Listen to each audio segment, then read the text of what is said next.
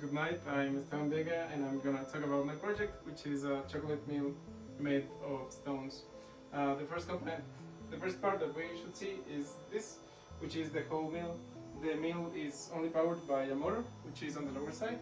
It has a gearbox of 10 to 1, which reduces it to around 170 revolutions per minute. And the whole part that is in contact with food is made out of stainless steel, which is food grade, and also some granite plates. The next thing we should see is the box. This is the control box. It has 5 buttons and 5 indicator light bulbs. It has this box for an on-off switch, and it also has an emergency push button. On the inside, we can see it has a circuit breaker on this side. It also has a frequency variator and the circuit of the logic. It also has a 12 volt DC source, DC voltage supply, which will be used for the logic. Okay, now for this to work, we need 3 main ingredients. One of them is the cocoa nibs, which are here. Here we can see some cocoa beans, and the rest of it is made of beans. Then here we have some paste, which is mainly the nibs refined to a smoother product. We can use any one of these. The machine will crush them both equally. Here we have some pulverized sugar. This will dissolve more easily in the mix. And here we have some cocoa butter. This is how it looks like raw, and here it is heated up, so it's melted. Okay, so to turn it on, first we have to, here we have 2 buttons. One of them is the start and the other one is the stop. And here we have to select the velocities. So first we turn it on, you can see the green light bulb is turned on, and then we can select velocity. When we select the velocity, the machine starts turning, and when we change the velocity, let's say velocity 2, it turns on faster, and then on the third one is the fastest setting. We can change all of these to whatever setting we want. So the first thing that I'm gonna have is some cocoa paste, which is right here. As you can see right now, it has already some cocoa butter, which helps it run smoother. So I'm gonna add it right here, and we should start seeing that some cocoa will start coming on top of the wheels. The stones will crush the cocoa and make it into a paste, and then making it finally into chocolate. We should add this slowly, and as you can see, some of the chocolate is on top of the wheels.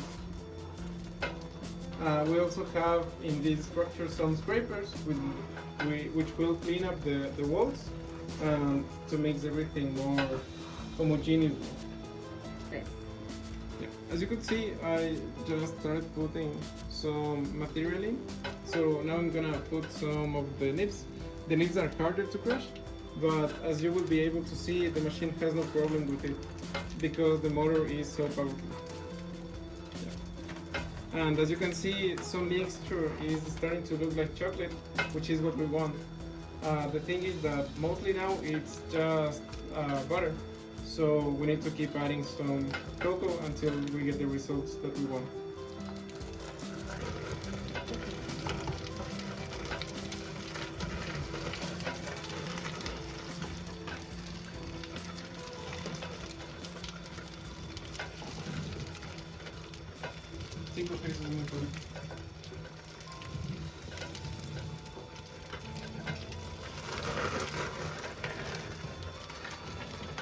Vamos a me equivoco.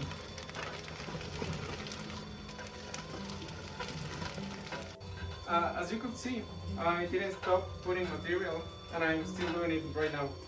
The machine has been running for around 20 minutes, and I keep putting some material in, and as you can hear, the stone crushes it with ease. And if you could see the bottom, you would see that there is some nice paste forming up. The thing is that as we keep filling up, the scrapers will keep getting closer to the paste until they touch it and they mix everything well together. As you could see, we are right now getting some paste that is really close to what we saw earlier, to the paste that I showed you. But right now I'm placing inside the nibs and some beans.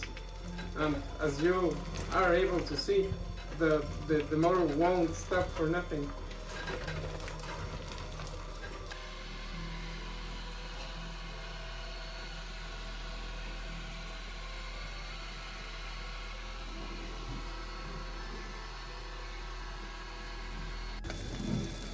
So this is the last of the cocoa beans,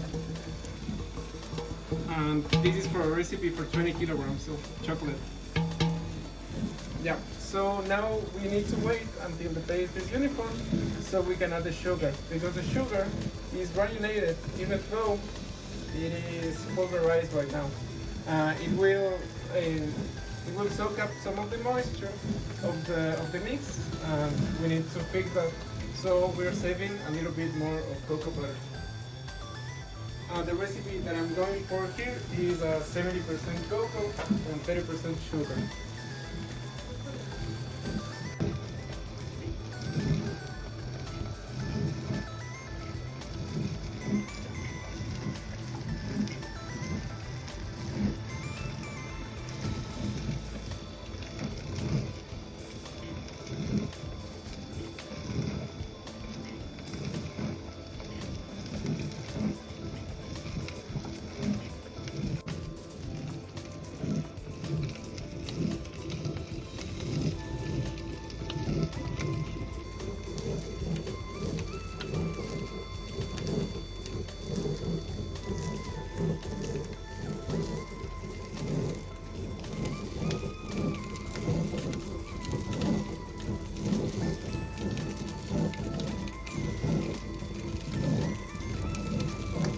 So as you saw, I added all of the cocoa and some of the cocoa butter. Now, as we will see right now, we have a pretty liquid chocolate. As you can see, it almost has no particle size. And if I do this, you can see that, well, it's really clean and it seems really delicious at the moment. So it is raw, so it doesn't have any sugar and it's really bitter. So now we're gonna add the sugar. The sugar will thicken a lot the mix. So what we will do is to add some sugar and then add some cocoa butter. As you can see, the sugar was pulverized and it seems like it's just flour. And as you can see, the sugar will incorporate really easily, but it will thicken the mixture. So what I will do to fix this is, after adding a quantity of sugar, I will add some cocoa butter. Okay, so as I told you before, the mixture is for about 70% cocoa, so 30% sugar. And right now I'm gonna add the cocoa butter, which is in this pot.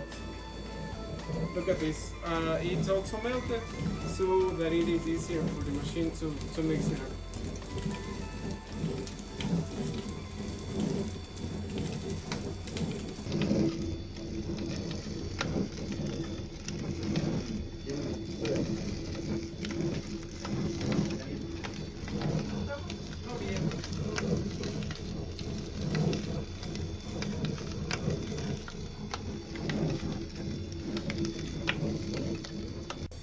Good afternoon. I'm back, and as you can see, the machine is still running. Here you can see the cocoa base that has formed, and as you are able to see, it doesn't have any crumbs. If I do this, you can see that it's clean and that it doesn't have any big particle. So now that the process has finished, I'm going to empty this chocolate into this pot, which is the first lot right now. So to do so, the first thing that I need to do is to turn on the machine, which I do by pressing this button. As you can see, the machine slows down until it stops. Then I can fully turn off the circuit, and we can keep on with this.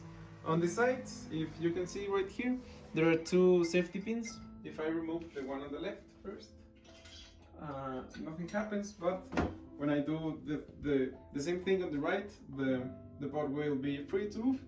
Right now I'm going to show you how we can do this with my father.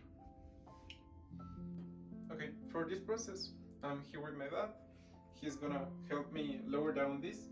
For this process we need a towel or a tissue and a spatula. So if you could remove the pin.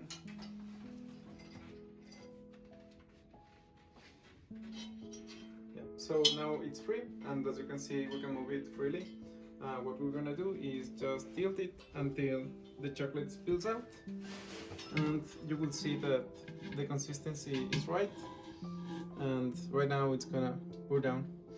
We can help to clean the pot further by using a spatula, but as it is so full, we can just pour it down. Hay que subirlo allá. Que para subir la olla yo les ayudo.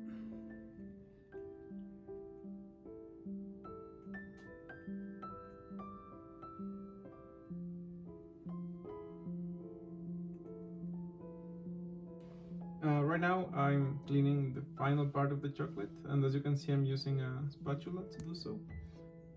Everything is clinging a little bit to the structure, and it's because chocolate is sticky.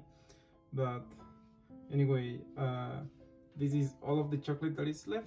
I will show you later how much we got, but the recipe was for around 20 kilograms, and we will use it for making chocolate bars. Yeah.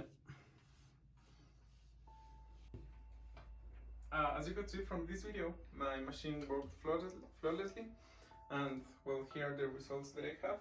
This is the raw material that I have at the beginning, which is some cocoa nibs and some cocoa beans, which can be turned into nibs just by pressing them. And here we have the final product, which, as you can see right now, is really liquid and really smooth, and it's really enjoyable to taste. So I think you are as excited as I am for this project.